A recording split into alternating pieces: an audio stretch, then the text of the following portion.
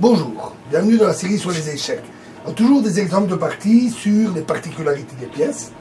Et ici, une partie de Alekhine contre Tartakover, qui s'est jouée à Kemet en 1927. Et c'est une défense carreau-4. Donc E4, C6, D4, D5, cavalier C3, D prend E4, cavalier prend E4, cavalier F6, cavalier G3, E5, cavalier F3, E prend D4, cavalier prend D4. Ici, le meilleur coup, c'est fou E7, ils ont joué fou C5, Tartakover a joué fou C5, qui n'est pas une faute. Hein. Dame E2 échec, qui est par contre un très bon coup. Fou E7, voilà pourquoi fou E7 était meilleur. Ils ont perdu un temps. Fou E3, C5, qui est là une faute. Ça, c'est une erreur d'ouverture. Cavalier F5, rentre.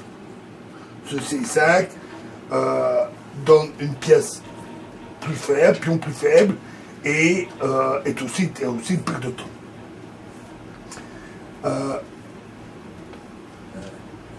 Alors, là aussi, avec l'échec donné par la dame, les blancs n'ont-ils pas pris un retard de développement? Et de fait, si vous voulez maintenant préparer le petit roc par dame F3, il se trouvera en difficulté après cavalier C6. Mais Alekhine, par quelques coups très énergiques, dont la simplicité est vraiment surprenante, et a su pourtant tirer parti de la mobilité de sa dame. Dame C4. Un coup très simple et très fort. Les attaques de la dame avec une position incomplètement développée, peu développée, sont habituellement fautives. Hein, on dit toujours, ne sortez pas votre dame trop tôt, ne l'exposez pas, parce que sans la collaboration des autres pièces, la dame est non seulement gênée pour développer pleinement son potentiel d'attaque, mais souvent aussi est un objectif d'attaque bienvenu pour les forces adverses. Mais ici, la dame collabore déjà parfaitement avec les pièces restantes. Attaque contre C5 en collaboration avec le fou en E3 et préparation de la manœuvre fou D3 et du grand roc et collaboration de la dame avec le fou F1. Enfin, passage possible de la dame en H4 avec une exploitation de sa collaboration avec toutes les pièces légères pour l'attaque du roi adverse. Au bout de 2 coups déjà, il devient clair que ce n'est pas la dame blanche, mais la dame noire qui est fondamentalement très exposée. Tour E8, ça c'est une faute. Les noirs n'ont pas senti le danger. Ils protègent indirectement leur pion C5 par un coup de développement. Ici, B6 était nécessaire, bien qu'après tour D1, cavalier D7 et dame H4, ils auraient également été devant pas mal de difficultés. Avec le coup du texte,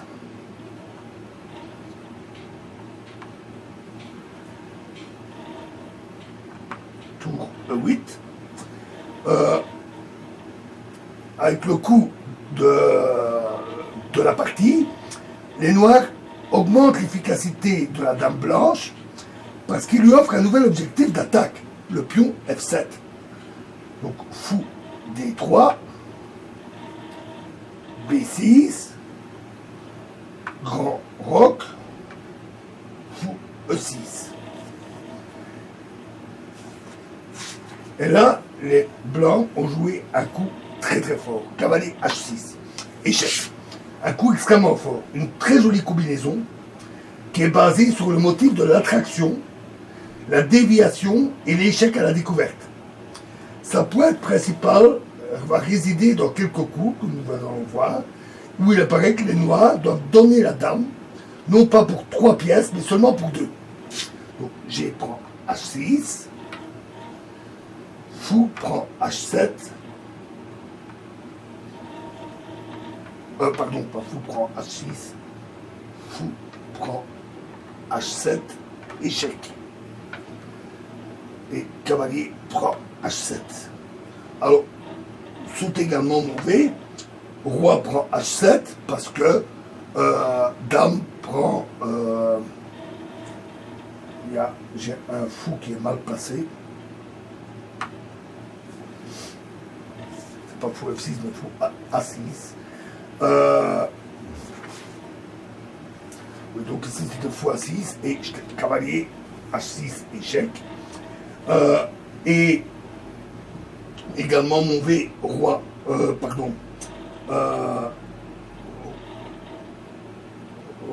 roi H8, parce qu'alors dame prend F7, on va vers roi H8,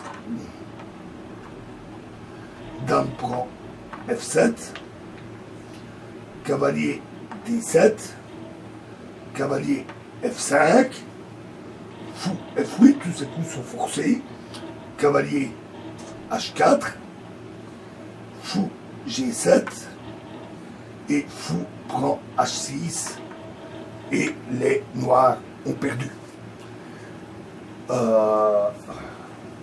Donc, revenons en arrière, remettons toutes nos pièces.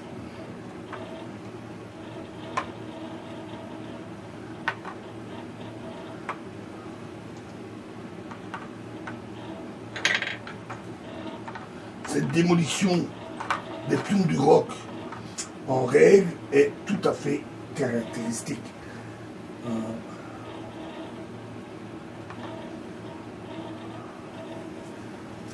Donc après x6, cavalier h6, G prend h6, fou prend h7, échec, et cavalier prend h7. Notons que la dame est en prise. Dame G4, échec, roi H8, et tour prend D8. Tour prend D8.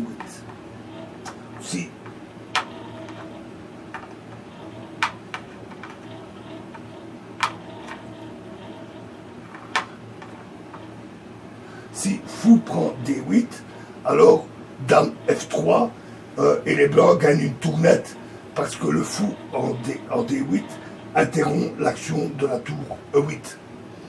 Et la dame prend la tour coincée dans le coin ici. Donc tour prend D8.